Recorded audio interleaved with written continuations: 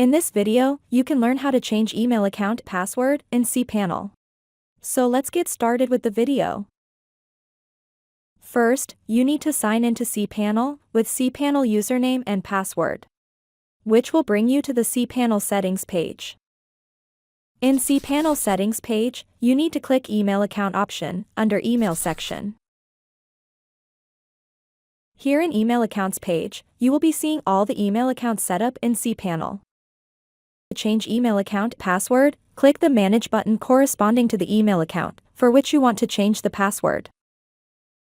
And next, in this page, down in this field, you can change the new password for the email account.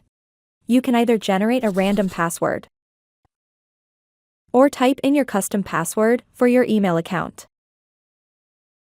And finally, click the Update Email Settings button to save the changes made.